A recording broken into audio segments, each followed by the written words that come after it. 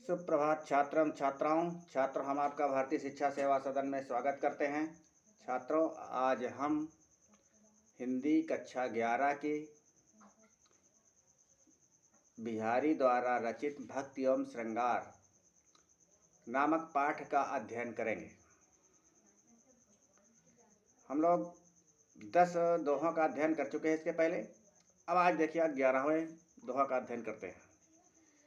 करी बीरा ऐसी तऊ गैल न छाड़त मीच, दीनय हूँ चश्मा चखन चाहे लहै न मीच। एक नायिका है, वो नायक के वियोग में इतना दुखी हो गई है कि वो एकदम मृत्यु के पास पहुंच गई है। मृत्यु से लेने के लिए आती भी है, लेकिन वो इतना दुबली हो गई है कि दुबली होने के कारण मृत्यु आंखों पर चश्मा लगाकर भी उसे देख नहीं पाती है।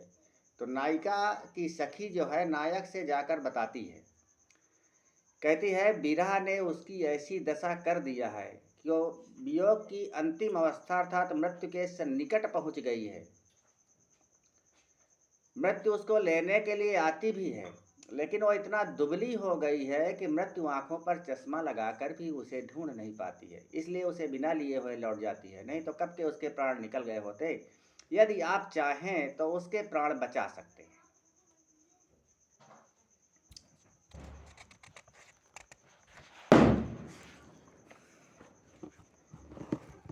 आगे देखिएगा, आगे कह रहा पिय के ध्यान गही रही, रही वही है नारी, आप वाप ही यारसी, लख रिझत रिझवारी।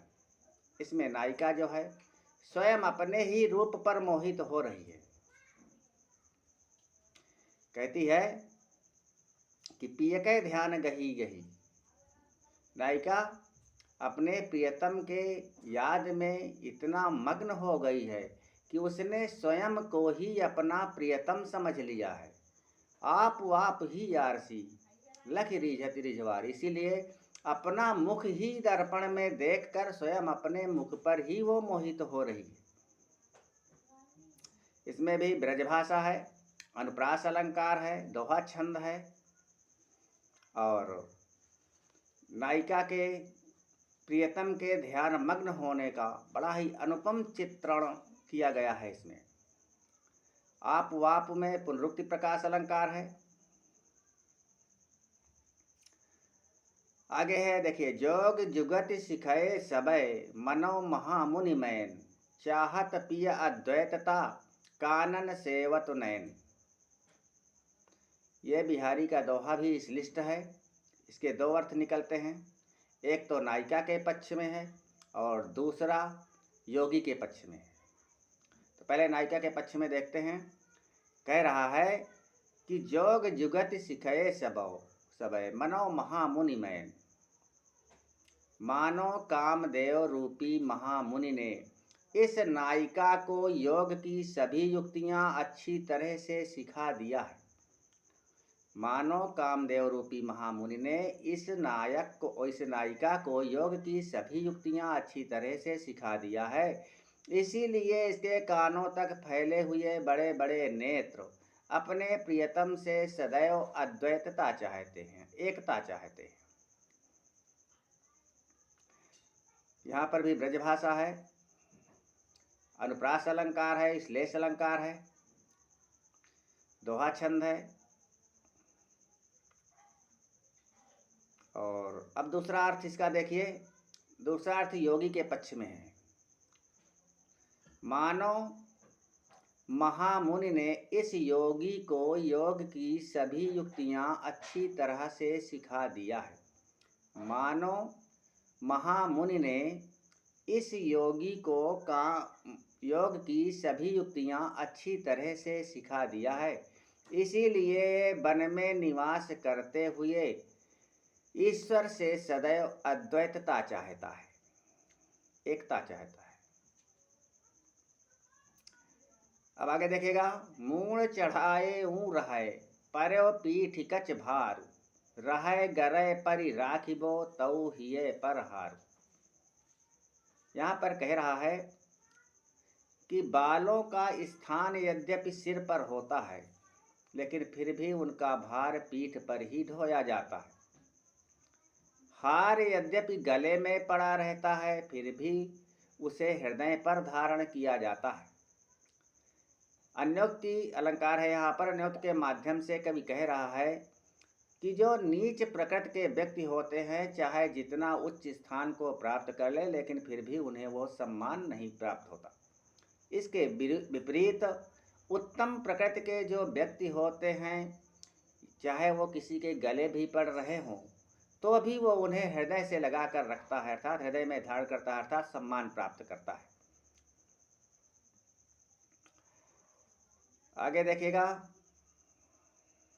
हाँ, इसमें यह बताया गया है कि उत्तम प्रकृति का व्यक्ति चाहे जितना भी गले पड़ा हो, लेकिन फिर भी उसे लोग सम्मान देते हैं। इसके विपरीत नीच प्रकृति का जो व्यक्ति होता है, चाहे जितना ही ऊंचा स्थान पा जाए, लेकिन फिर भी उसे वह सम्मान प्राप्त नहीं होता। अगला कह रहा है कि रहौ गुही बेनी लखे गुहिबे के त्यो नार, लागे नीर चुचान जे नीठ सुखाए बार। एक नायक ने अपनी नायिका से अपनी चोटी गूंथने की कला का वर्णन किया कि मैं बहुत अच्छी चोटी गूंथ लेता हूँ। नायिका ने कहा कि तुम मेरी चोटी गूंथ के दिखाओ। नायक ने जैसे ही उसकी चोटी गूंथने के लिए उसके बालों को पकड़ा, तो स्वेद अनुभाव के कारण इतना अधिक पसीना आया कि नायिका के बाल फिर से गीले हो गए। इस पर नायिका कह रही है कि रहा गुही बेनी लखे, रहने दो अब चोटी मत गूंथो, मैंने तुम्हारी चोटी गूंथने की कला को अच्छी तरह से देख लिया, क्योंकि जिन बालों को मैंने बहुत कठिनाई से सुखाया था, वे आपके हाथों के स्पर्श से फिर से गीले हो गए हैं, इसलिए अब रहने दो, मैंने जान लिया। आगे कह रहा है कि कर मुंदरी की यार सी प्रतिबिंबित प्यो पाई, पीठ दिए निधरक लखय एकटक दीठी लगाए। इसमें नायिका अपने नायक के प्रतिबिंब को अपने अंगूठी के दर्पण में देख रही है, जिसे कोई समझ नहीं पाता है। यद्यपि वो नायक की ओर पीठ किए हुई है, लेकिन फिर भी उसके रूप को अपने अंगूठी के दर्पण में देख रही है, जिसे कोई भी वहाँ पर समझ नहीं पाता है। इसका वर्णन इसमें किया गया है। नायिका अपने हाथ के अंगूठी के दर्पण में अपने नायक के प्रतिबिंब को पा करके नायक की ओर पीठ करके भी निधड़क अर्थात एकटक दृष्टि से अपने नायक के प्रतिबिंब को देख रही है, जिसे कोई समझ नहीं पाता है। इसी तरह भाव साम्य है इसका। राम को रूप निहारत जानकी कंकन के नक्की परछाई। तुलसीदास ने लिखा है कि राम के रूप निहारत जानकी कंकन के नक्की परछाई। इसमें भी ब्रजभाषा है और दोहा छंद है, अनुप्रास अलंकार है, संयोग श्रृंगार है। वीडियो देखने के लिए आपको बहुत बहुत धन्यवाद छात्रों। यदि आपको हमारे वीडियो अच्छे लगते हैं तो आप हमारे चैनल को सब्सक्राइब कर लीजिए और वीडियो को लाइक कीजिए और अधिक से अधिक शेयर करने का प्रयत्न करें। और यदि आपको कोई आवश्यकता हो या आपको कोई त्रुटि समझ में आए तो आप कमेंट के माध्यम से हमें सूचित करें। धन्यवाद। जय हिंद, जय हिंदी। आपका दिन शुभ हो, आपकी रात्रि मंगलमय हो।